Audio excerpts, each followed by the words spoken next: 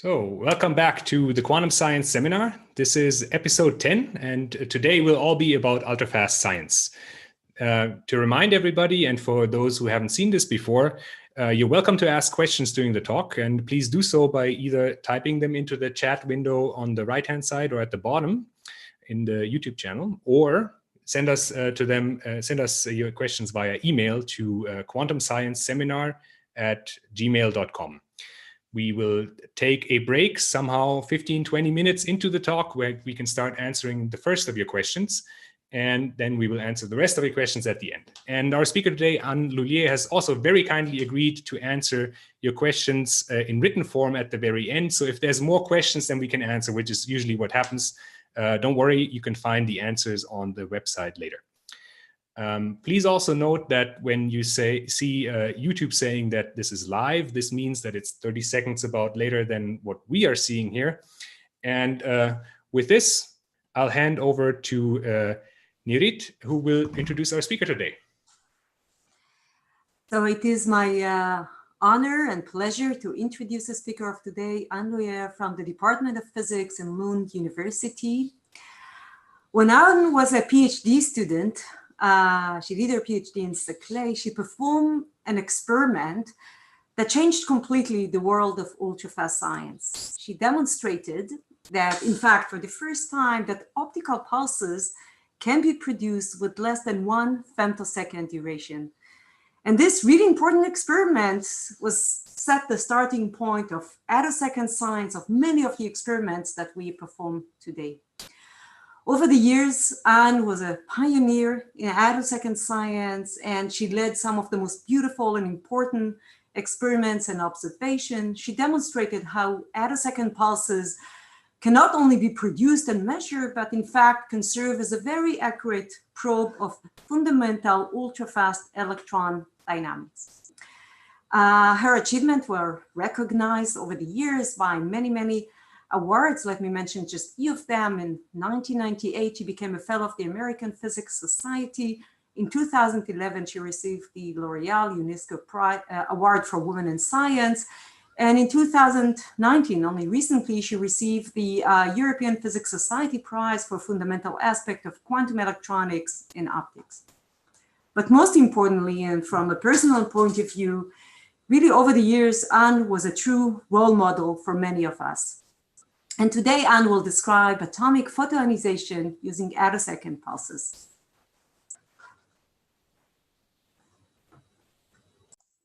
Okay, thank you very much, Nirit, for this very nice introduction.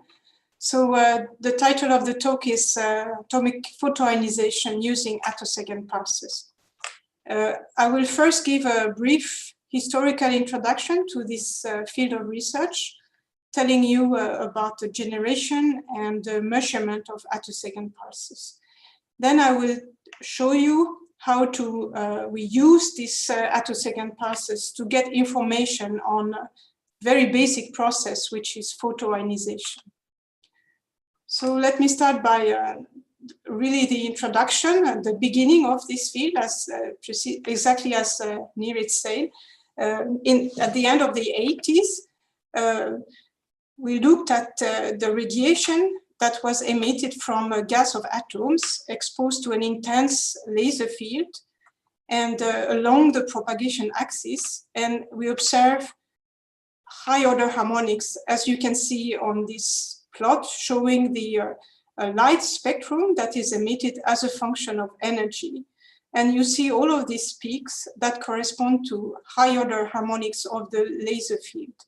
So you see this very remarkable property of a plateau, which means that all of these harmonics, which are of odd order, have the same intensity. And this plateau is finishing as a cutoff. At low energy, this is simply the grating efficiency, which prevents us to see the low order harmonics. Immediately after these results, many people were asking, okay, what if these harmonics are in phase? And you have here a citation from an article by very well-known people, Ted Hench and Steve Harris, asking the question, if these harmonics are appropriately phased, the bandwidths correspond to temporal pulses on the attosecond timescale. And therefore, it motivates a search for a new regime of short pulse generation. And you have here the idea. If you have a few waves here, harmonic waves, which are in phase at a given time, they will be in phase again after some time. And you will concentrate, if you do the sum in your head of this wave, you see that you concentrate the light into very short time intervals.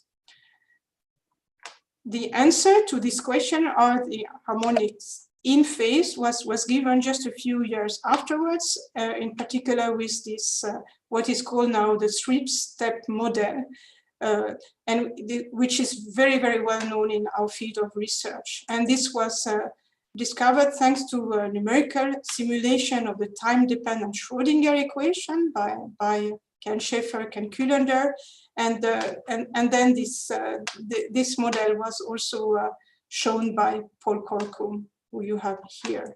So the model says the following thing.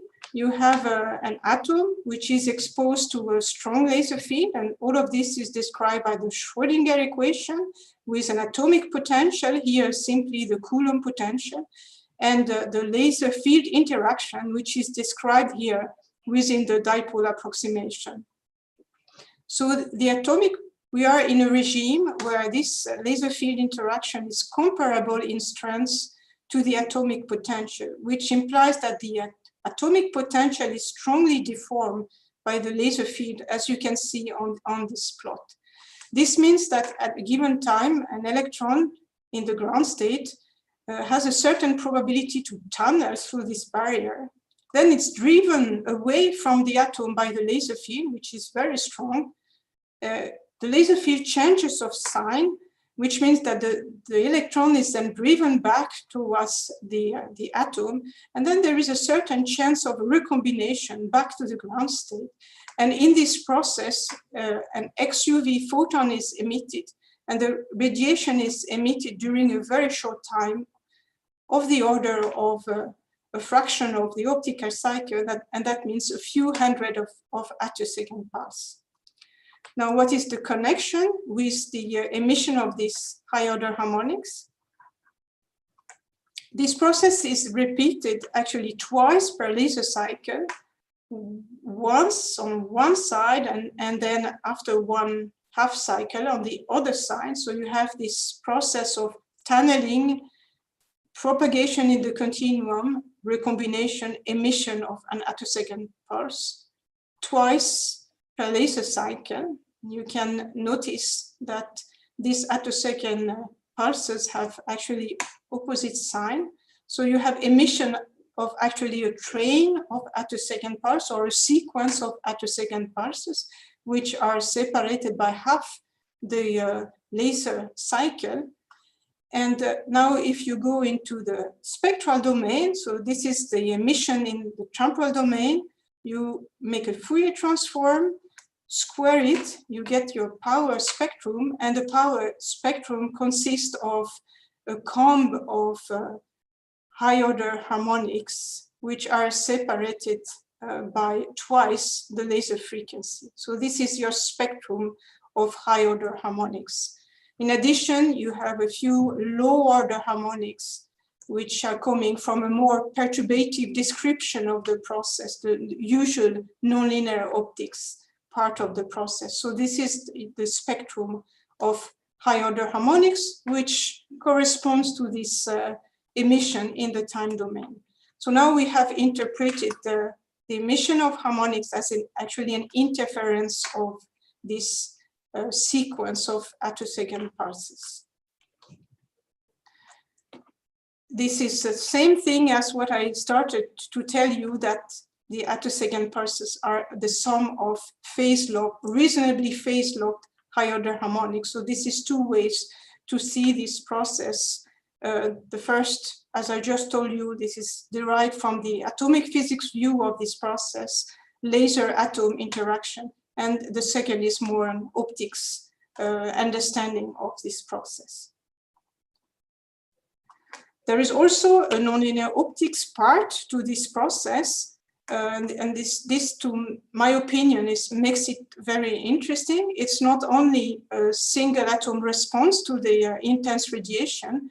To have a macroscopic harmonic field, you need to have what is called phase matching in nonlinear optics. You need to have all of these small waves emitted by the atom to be in phase, and they can be in phase only along the propagation axis. So, and this is described by Maxwell equations, and which can be reduced in this problem to a wave equation, which you see here. So Schrödinger equation, Maxwell equation describe this process of generation of attosecond pulse. And this is an ordinary wave equation with propagation, diffraction, dispersion, and a nonlinear polarization term, which comes from this laser atom interaction.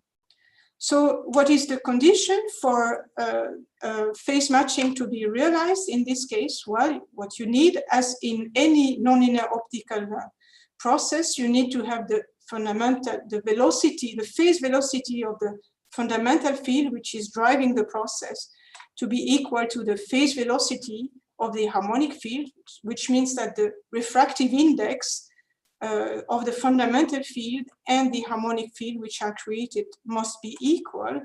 Is it realized? Well, normally it is not realized. This is a picture showing a variation of the refractive index in a material. This is from a book from David Atwood. We are in this regime. The refractive index for the fundamental field, which is in the near infrared, often is larger than 1. And the refractive index for this high order harmonics, this is radiation in the extreme ultraviolet, is less than 1. So how can we achieve phase matching in this case? How can we get these two indexes to be equal? Fortunately, in this process, at the same time as this emission of these high harmonics, you also have ionization. These are electrons that never come back towards the atom and just leave. And so you have free electrons in your medium, and these free electrons are going to decrease the refractive index of the fundamental field.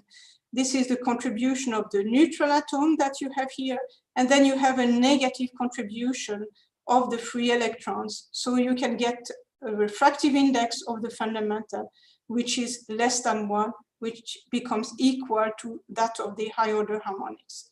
So to achieve phase matching in this, for these high harmonics, you need to have a degree of ionization with typically a few %. This also explains that this process happens for a certain intensity range.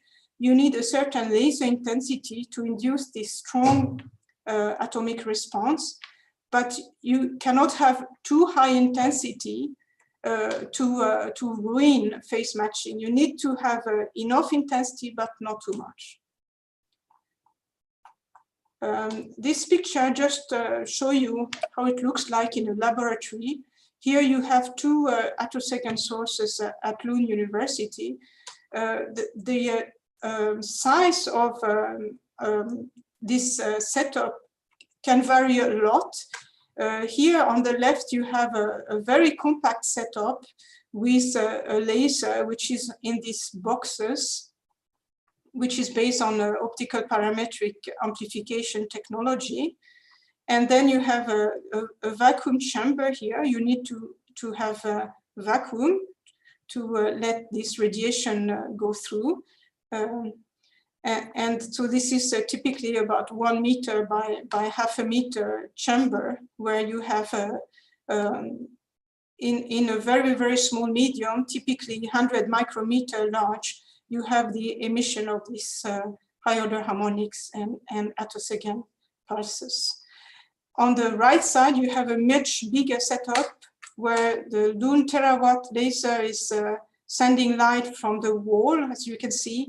And this is a rather long, about 10 meter long setup where we try to produce this attosecond pulse with a lot of energy to have an intense attosecond setup. So nowadays there is more and more, I would say, diverse setups with different characteristics, which are chosen for the type of application that you want to look at.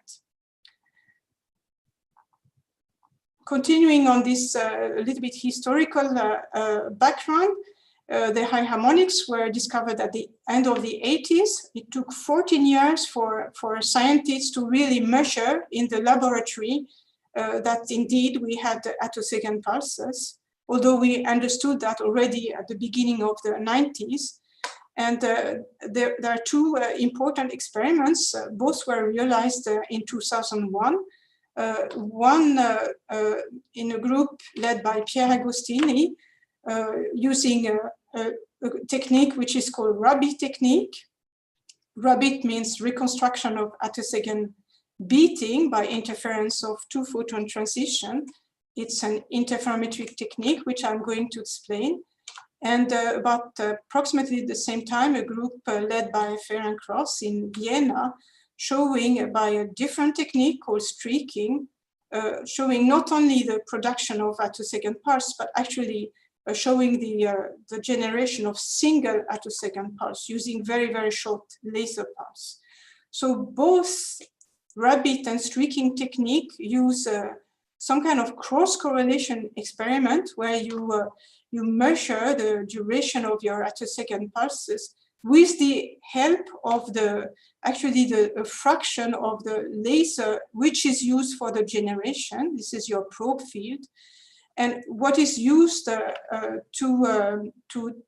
for this characterization is actually ionization in a gas of atoms, which is used. And then the electrons are produced and analyzed. So the assumption which is made here, and which I'm going to discuss later in the talk, is that the wave packet which is generated, the electrons, is actually a replica of the attosecond pulse. So if you can characterize this, you know what is your attosecond pulse. So now I will explain, I will concentrate on one of this technique, which is the Rabbit technique, which again is interferometry. So the idea is we use photoionization of a gas. So this scheme here shows it's an energy diagram showing you this is the ground state of an atom, and this is the ionization threshold. And you ionize a gas with your frequency comb of high harmonics, which you see here, corresponding in the time domain to this strain of attosecond pulse, which you can see here. This is the temporal domain, and this is the spectral domain. You ionize a gas with this radiation, you get peaks, electrons at given energies corresponding to absorption of this high harmonics. You get no information on the temporal aspect of the radiation. So to obtain this information, we mix with, again, a small fraction of the infrared field, which is used for the generation of these high harmonics. In the time domain, this is the waveform of this infrared field. What do you get when you ionize your atom with these two radiation fields? You get, of course, the same electron as before, but in addition, you get sideband peaks corresponding to absorption of harmonics plus absorption of an infrared photon, or absorption of the next harmonic and emission of an infrared photon. So you see here that the sideband peaks can be reached by two quantum paths, one quantum path involving a given harmonics, and the next quantum path involving the next harmonics. And this is the idea of this technique. Now we have two quantum paths leading to the same final state. As you know, in quantum mechanics, we add amplitudes and not intensity, so you can have interference effects. So that's the basic idea of this technique.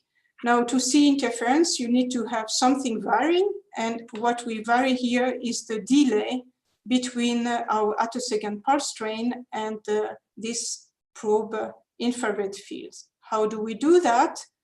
We need an optical interferometer as the one shown here. This is what we have in our laboratory. It's very simple. It's a Mach-Zehnder interferometer. But the dimension is about 1 meter by 1 meter. You have a probe arm where the harmonics are generated in a small gas cell where this pulse train is generated, and we filter out the fundamental which is used for the generation, just using a metallic filter. And then we have a probe arm with a variable delay. We focus both fields into a vacuum chamber where you have a gas and where we detect the electrons which are produced in an electron spectrometer. And then, of course, we vary the delay between these two fields. What do we see and what do we measure? We record an electron spectrum, as you can see here. So this is electron energy as a function of the delay between the two fields. And you see these very nice oscillations of the peaks as a function of delay. And what you should look at here is the sideband peaks, which are in between the peaks corresponding to absorption of these harmonics here, 41 up to 47. So now how can we interpret this interference signal? You have an interference equation here. The important information is included in this delta phi phase difference, phase offsets.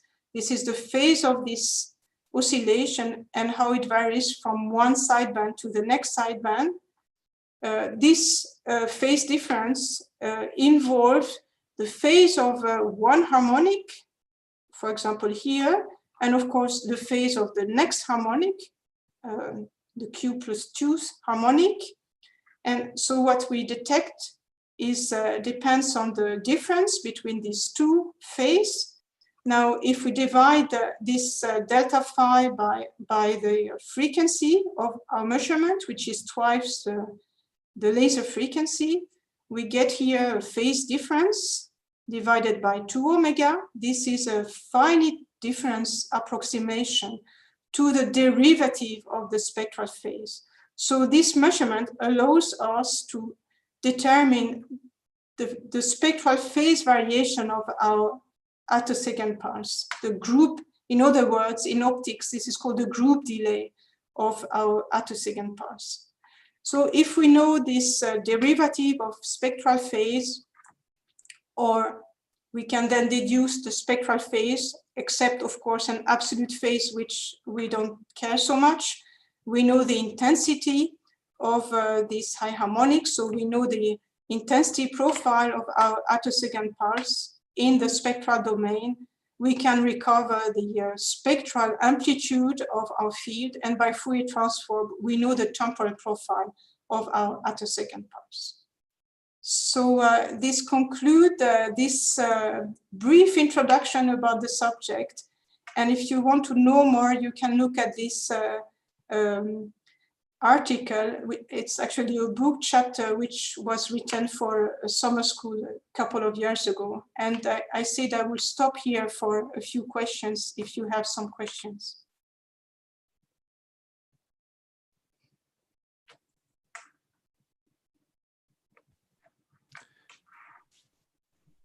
I can actually ask two quick questions from the audience. So first of all, I was asked to say greetings from Maciek Levenstein, and I'm also allowed to say thanks from Bill Phillips. So Bill Phillips has the question of that there are various ways of understanding the high harmonic short pulse process, and it seems to be rather semi-classical. The question is, are there features that require a more quantum perspective, or are those insights that come from a quantum perspective hard to get from the semi-classical one? This is a very good question. I think you can, I would say to me, everything is quantum mechanical. The thing which is semi-classical is the propagation of equation in the continuum, which you can described very nicely with this semi-classical model. But I would like to say, of course, everything is quantum. And this semi-classical propagation, this is only a part of the process. The first part is tunneling, is of course quantum mechanical. And the last part is this recombination, which is quantum mechanical. Okay, thank you. And there was a second question by the audience, and that one was simple and pure, and I would say amazingly nice. So what's the lower limit? So why is it attosecond? Why is it not shorter? Is there actually a limit to that? This is a good question, because I should have said that actually now I think the record is about slightly below 50 attosecond. This is what can produce in the laboratory. I think the answer to the question is, I don't think there is any fundamental limit. What you need to do is to phase lock, to have all of these harmonics in phase. That's the difficult part if you want to have very short pulses. And I didn't go into too many details here, but there is actually it's called atto-chirp. There is a difference. The harmonics are not exactly synchronized. There is a certain dispersion. So I would say the experimental difficulty is to compensate for this and to put a very, very large broadband in phase. Okay, thank you.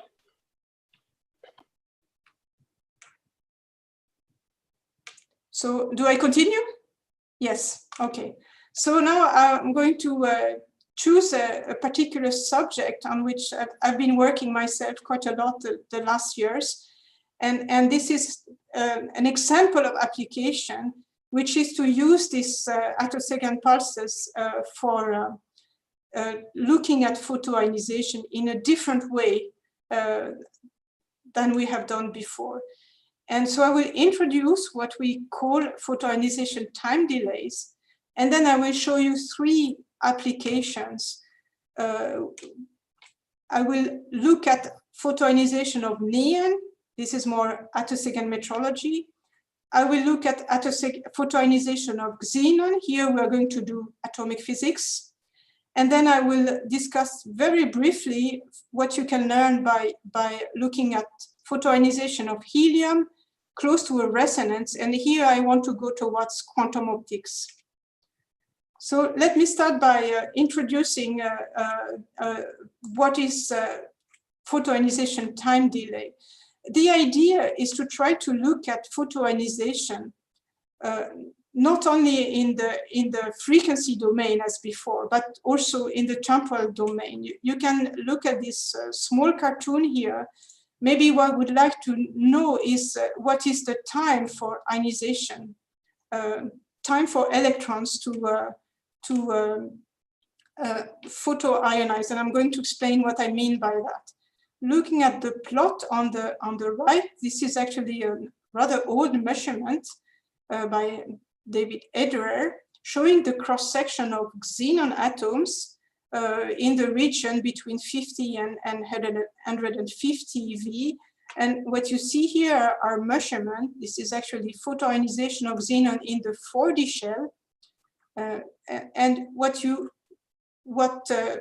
scientists have been measuring is actually a probability for the atom to photoionize as a function of energy. So what is measured is this matrix element square. So the question we ask ourselves, can we, with the help of attosecond pulses, measure not only this probability, but also the phase of this transition matrix element? In other words, can we measure the group delay of this electron wave packet that is created by this photoionization process? So in other words, we try to, you can see it 2 different ways. We look at photoionization, not only in the spectral domain, but in the temporal domain. Another way to see that, we are not only measuring cross-section, but also phase of a wave function, phase of matrix element. So how do we do that? We do that with the same technique which I have already discussed, this rabbit technique. And now we go a little bit deeper into what we actually measure. And what we realize is that in our quantum interferometric technique, we are not measuring only the phase between two different harmonics here. There is an additional phase which comes from this two-photon ionization process here. In both paths. So what we have in the end is, again, not only the imprint of the attosecond pulse radiation, but also a response, an atomic response coming from the phase which you have, because these are complex transition matrix elements. So you have two terms, group delay of the attosecond pulse and then an atomic delay. So there are two immediate questions here. What is the physical interpretation of this atomic delay? Second question is, well, if we do these measurements, how can you distinguish between the two contributions to the delay? So let me start by answering the first question. And the first question is, what is this atomic delay? Well, there is one part of it is actually what is the interesting quantity, and this is the group delay of the electron wave packet that is created by photoionization and which is due to propagation in the potential. I think it's very analog to the group delay of a light pulse, which goes through a material. Then you have a group delay corresponding to the derivative of the spectral phase. And here we have a group delay corresponding to the derivative of the spectral phase. And this was already understood by Eugen Wigner in 1955. However, there is another contribution to the delay that we measure, which is due to the probe field that we need in order to do this interferometric measurement. We are inducing continuum transition to create these sidebands to make this interferometry possible. And this leads to a certain delay, which we call tau CC, continuum delay, and which, I mean, in anyway, this may be not surprising to have a contribution of the measurement.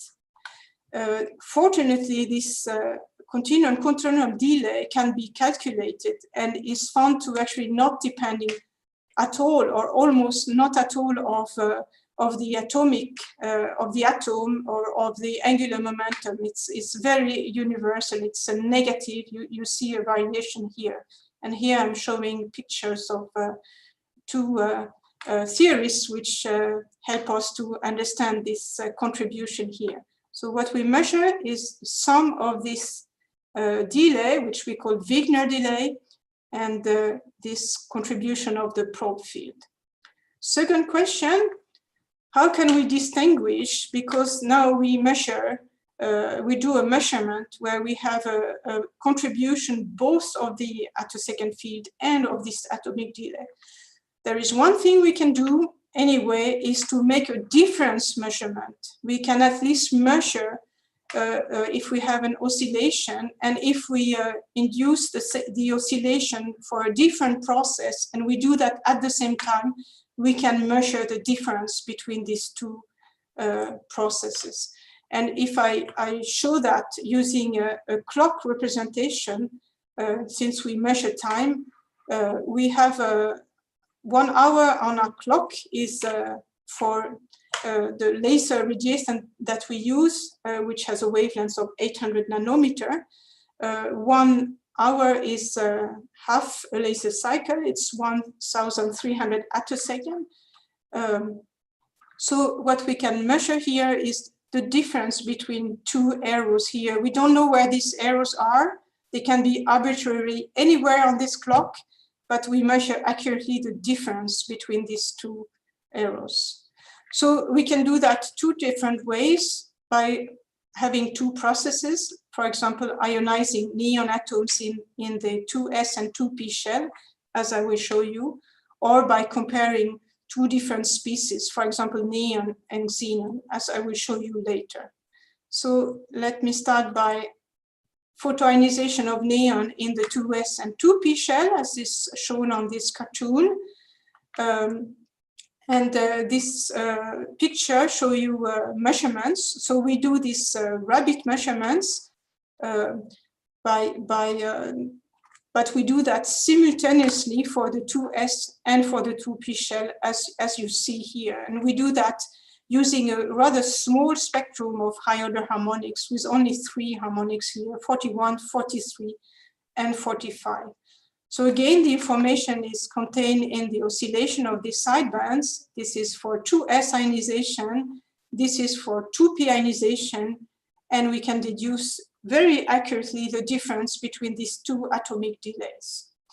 So you can tell me, well, okay, so this is the complete measurements using the 3 harmonics I was mentioning, plus actually using many more harmonics. As you see here, you have these points showing the measurements, and very, very good agreement with theory, which really tells us that now we can really do these measurements and have a good comparison with theory. Neon is a relatively simple atom, which can be calculated accurately. And if you want to know more, you can look at this article, which is mentioned in the abstract.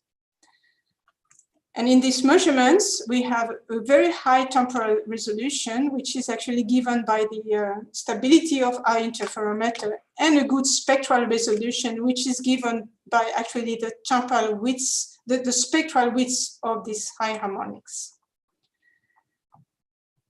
So you can ask now, okay, we know accurately this difference, but maybe it's not so interesting. Anyway, there is one thing we can do is to calculate some of these delays and deduce the other one. So if we can calculate the Wigner delay for 2p, we can calculate this correction tau cc accurately. As I have said, we deduce the Wigner delay for 2s. So you can say, well, what do we get? Actually, we get 0. This is not so interesting physically. Both of these delays, Wigner delay for 2p and for 2s, are very, very close to 0. So what does it mean? What it is that we measure and that we can compare to theory, as on this graph, is actually, to very good approximation, the difference between the two corrections due to the probe field, these 2 tau cc delays. So in conclusion, this experiment showed that, yes, now we can really measure these delays and we know what we're doing, but we didn't learn so much about the physics of photoionization of neon. So let me now move to a more complex atoms. And here I'm looking at xenon, which is much bigger, which is much more complicated. And I'm going to look at xenon in the 4D shell. So xenon is 5, n = 5 is the outer shell. 4D, you go just inside the atom. And this is the plot I showed you before, where you have a big resonance around 100 eV for xenon 4D ionization. So this is a complex system, and you have also lots of atomic physics. You have this giant resonance of xenon. You have an effect of the spin orbit interaction. You can produce xenon plus in 2 spin orbit split states. And you, with actually an anomalous branching ratio between the spin orbit channels at threshold. So things are happening. And then in addition, you have Auger decay, as is shown on this diagram, which means that you ionize 4D electrons here, you create a hole, and then you have another electrons filling the hole and another electron being ionized. So in the end, you produce xenon 2+. So a lot of atomic physics.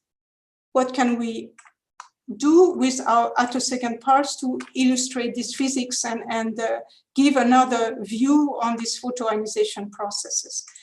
This picture shows you an experimental results. How do we measure and what do we get? We use attosecond interferometry, as I showed you before, the rabbit technique. And we also use coincidence spectroscopy in order to identify these different processes. So what we show here is a so-called coincidence map. So what is shown is in color is the electrons and pair of electrons with one Auger electron.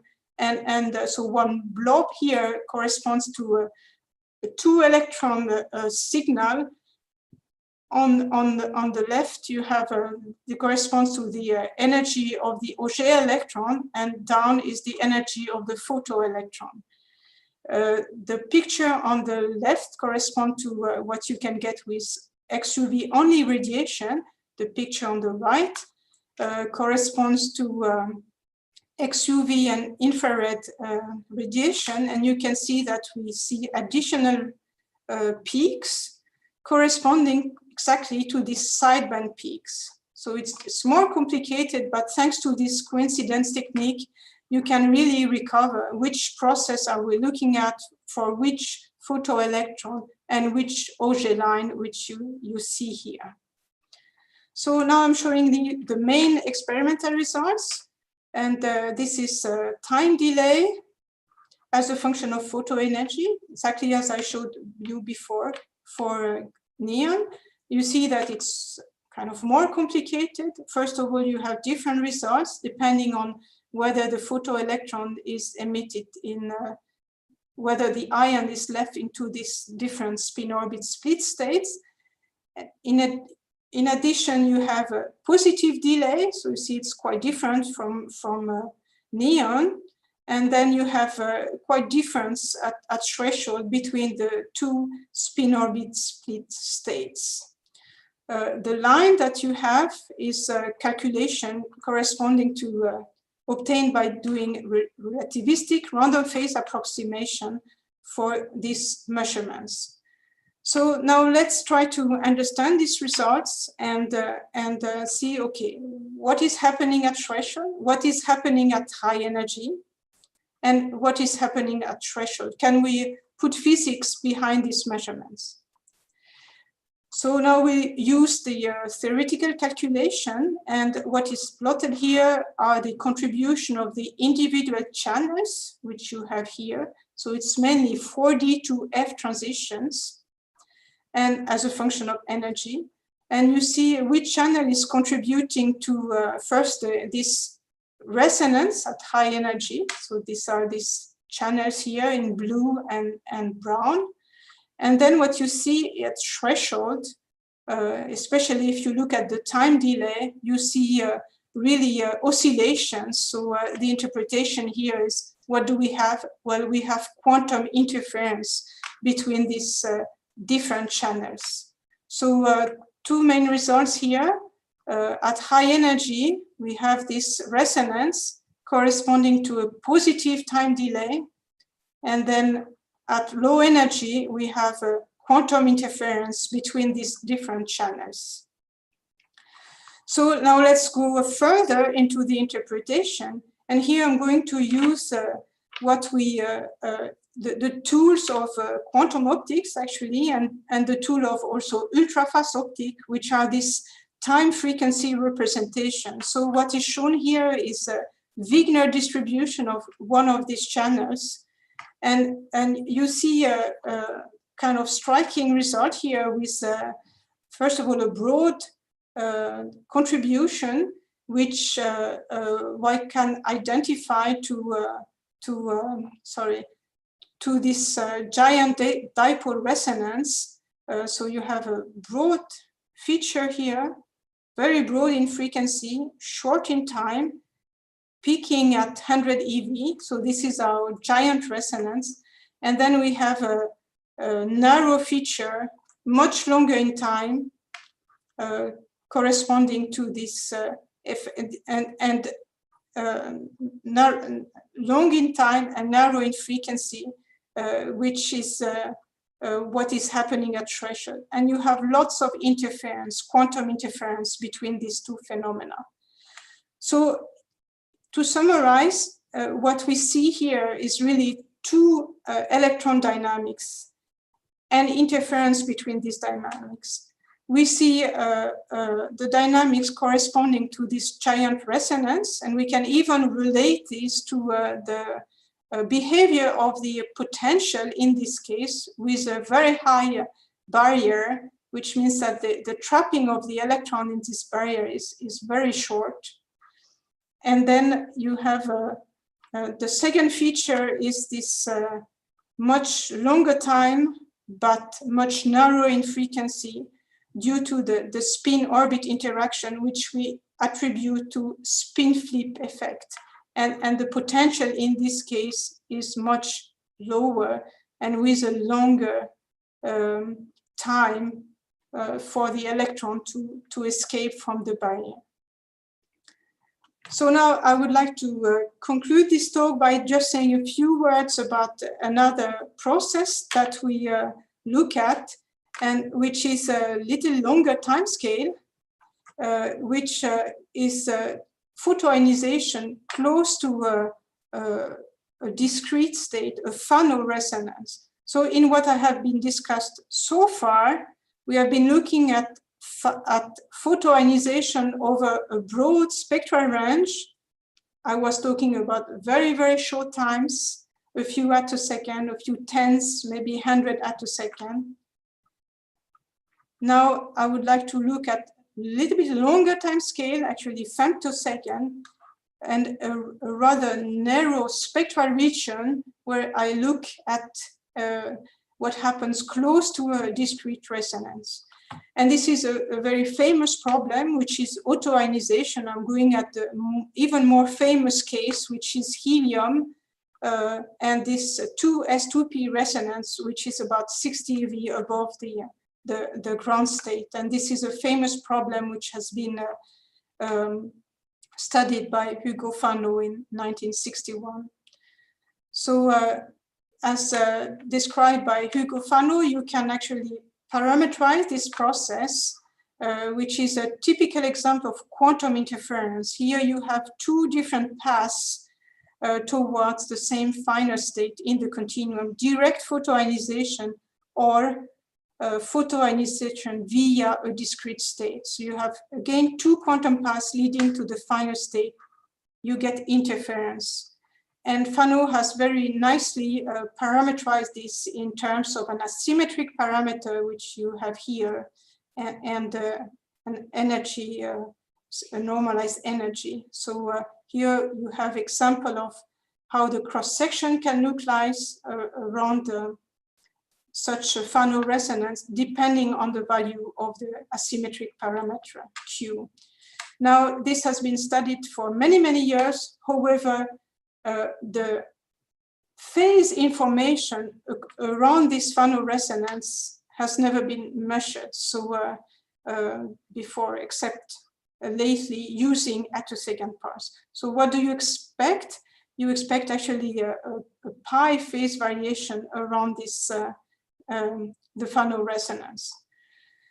How do we measure that? Using the same technique, the rabbit technique, looking at sidebands. And you see here we have one pass of our interferometer which is not affected by the resonance, and the other pass will see the effect of the resonance. And here is the measurement. I'm not giving you many details on the experiment here. Let me say that we really pushed the spectral resolution of this measurement as much as possible, which I think is an interesting concept. We have both high temporal resolution and high spectral resolution. And we obtained this measurement where you have the amplitude with showing this very nice interference pattern, and then a very strong phase variation, a very strong variation of the phase corresponding here to about 2 radians. And if you want more detail, you can look at this third reference in my talk. So let me now conclude this talk by saying, okay, now we have both phase and amplitude in the spectral domain. That means that we can go in the temporal domain by Fourier transform, or we can even use time frequency representations such as the Wigner distribution, which you have here, and you have the definition expressed by this equation.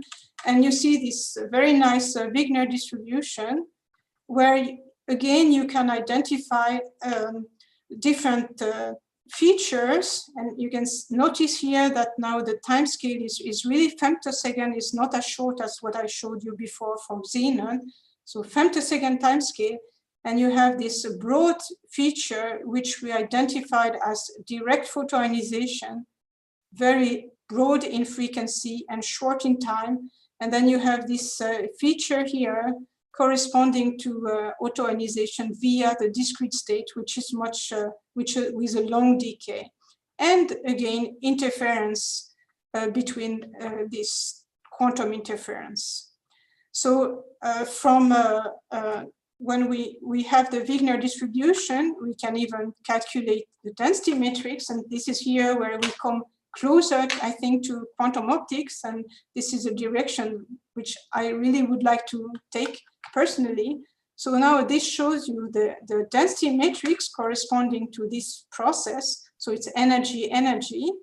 And we can not only calculate the density matrix at the end of the process, but even we can determine the temporal variation of this density matrix, as you can see here. So the density matrix is here defined as using this transformation from the Wigner distribution to density matrix. So you see here the evolution of the density matrix as in time, and what you have here, you see the interference effect due to this resonance. So I think I will, so now the next step in this research is to try not only to look at this for a pure state as it is here, but really to try to determine more exactly the coherence of these ionization processes. So I will finish and say that we have, first I have presented a very brief introduction to the subject.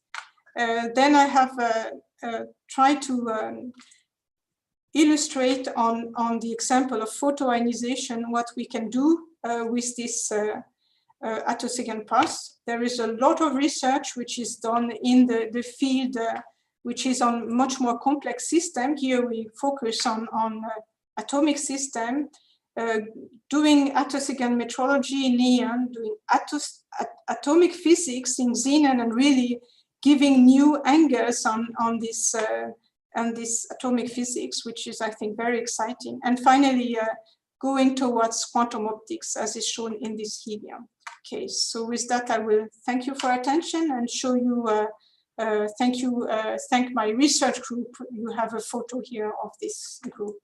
Thank you for attention.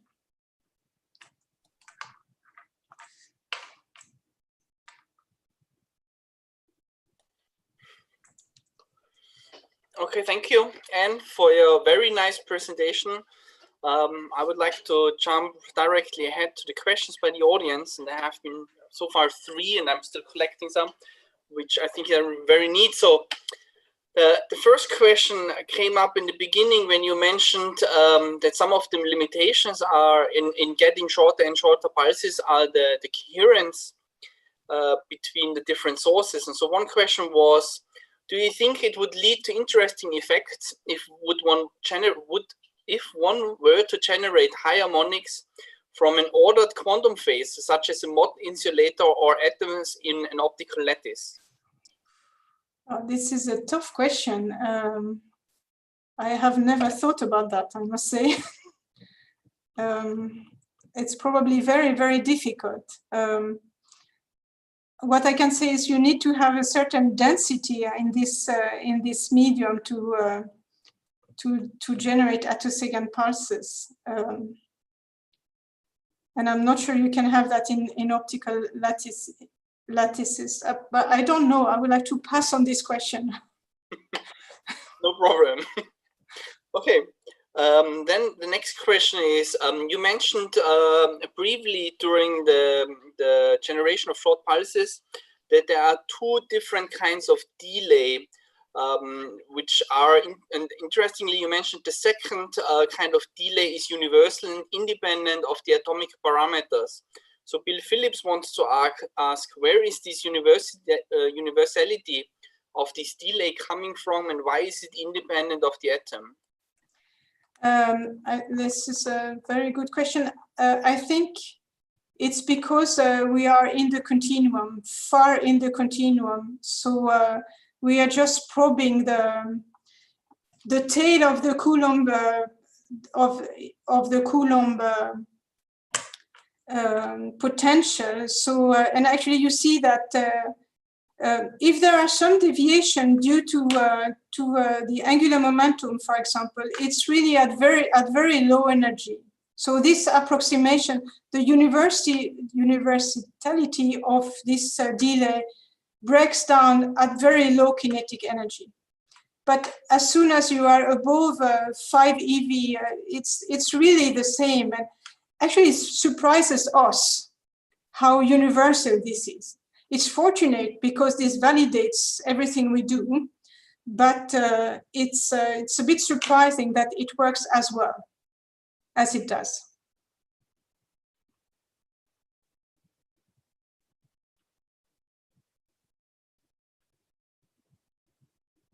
Okay, there's one more question. I think it's tightly related to your answer here.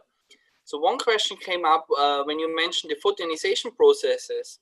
And so the question is, can we apply these attosecond photoionization techniques to simpler atoms such as hydrogen and helium, and then potentially learn something about the atomic structure, and for instance learn something about quantum electrodynamics, and that might be delayed to your universal answer, so that maybe we can't or maybe we can?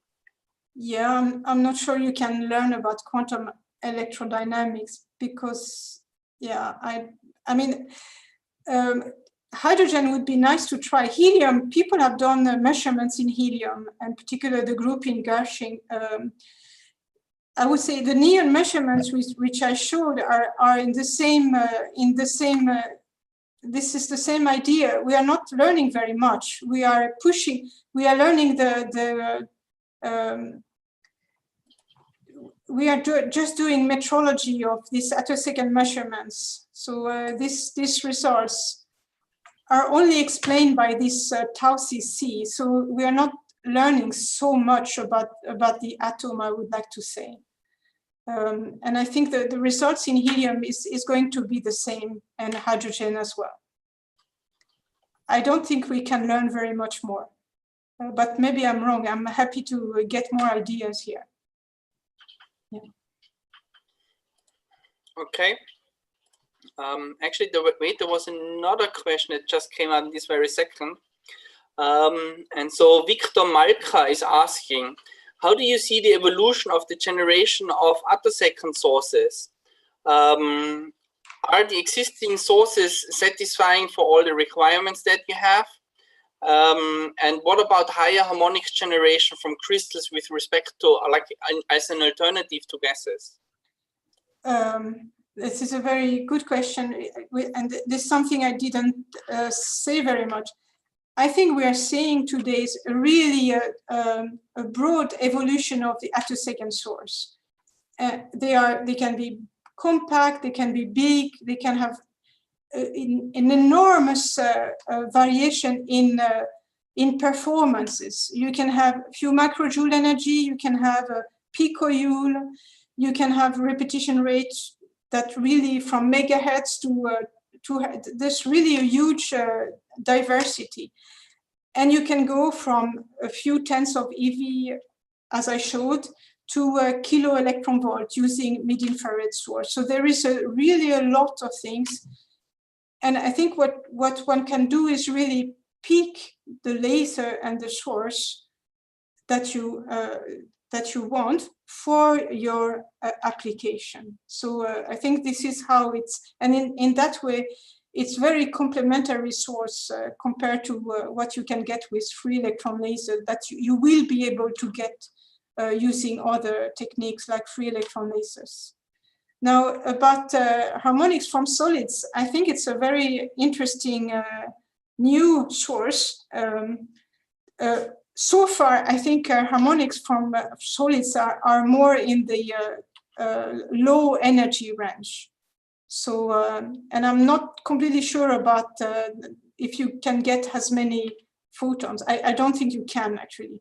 So I think so far, harmonic generation solids is a very interesting process in itself.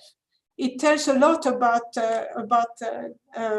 your material, about the dynamics, electron dynamics.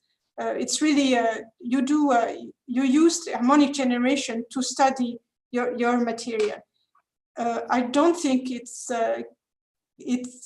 not at the stage yet, but probably it will come to be used as the source to do something else. Okay, thank you. And then I'll bring up the last question by the audience. And this one was, you were showing these really nice Wigner distributions, and you were using energy time axis in some sense in the Wigner distributions, but they seem to one person in the audience to be a classical distribution, similar to optical modes. And the question is that really quantum, and in which sense can you actually extract quantum information from this seemingly classical approach, or maybe the audience is just missing something there? Yeah, I mean, I guess we are using this Wigner representation very much like in optics. So in that sense, it's very much classical. At the same time, it's not classical. We're looking at electron wave packets. I really don't know where we are. So I'm showing this instead. This is a quantum interference effect that we see here. It's not classical. At least I don't understand it this way. If you can learn something about quantum information, I don't know. But I can tell you that one thing I really would like to do before I retire, which is to look at this now. This is just one particle wave packet we are looking at. Let's look at two particle wave packets the same way. This would be really very exciting because you would look at two entangled particle wave packets and then do the same kind of measurements and try to learn about what happens to these two particle wave packets as a function of time. I don't know, but this is the direction I would like to go a little bit, if we can. I mean, these experiments are, of course, very demanding. So we are going one step at a time. Okay, thank you. There was one more question. It seems that these different means of generating attosecond pulses has steered another question, in this case, again by Bill Phillips, in particular related to using solids. And his question is, are there any solids that you are aware of that are transparent enough at high energies to be useful for actually generating high harmonics? And if so, which ones are those? Oh, there are several solids you can use. This is nothing I have done myself, so I don't want to say something stupid here. I think you can use silicon oxide or zinc oxide. There are several things you can use. I don't want to say something stupid here. I need to look at publication. But yes, you can. The answer is yes, you can. You can use thin crystals, and they produce harmonics along the propagation axis.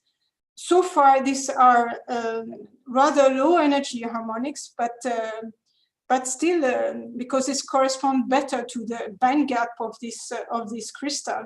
But you can, yes, you can produce high harmonics. You can produce attosecond pulse, or at least femtosecond pulse, but very short pulse. And in principle, you can use that to do attosecond physics. Yeah. So a question from my side there, when you say low energy for solids, what's low energy roughly in eVolt? I mean, I think most of these harmonics from solids are in the range of up to maybe, I don't know, harmonic 11 or 13. I mean, that's 10 eV or something, the harmonics emitted from these solids, but not 100 eV as we are going in gases. Okay, good, perfect. Thank you very much. Yeah, thank you very much, Anne, for a great talk. And we're very happy to announce that next week, again, we will have another quantum science seminar where Arno Rauschenbeutel will speak about quantum nanophotonics, something very different again. And if you want to get notified about what else is going on, please go to our website, quantumscienceseminar.com. You can subscribe to our email list there and also to our Google Calendar. You could even follow us on Twitter. And you should certainly check out our sister seminar, the AMO seminar, where tomorrow they would have Jonathan Holm, who will talk about ion trap quantum computing. And with this, I'd like to thank you for your interest, and we hope to see you again next week, same time, same place. Bye.